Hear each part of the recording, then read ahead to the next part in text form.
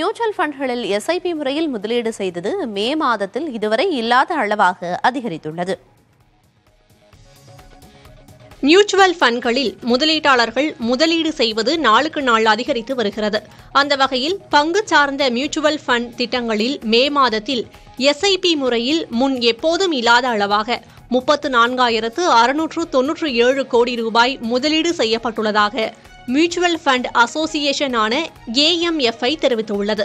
இது முந்தைய ஏப்ரல் மாதத்தில் செய்த முதலீட்டை விட 83 விழுக்காடு அதிகம் என தெரிவிக்கப்பட்டுள்ளது.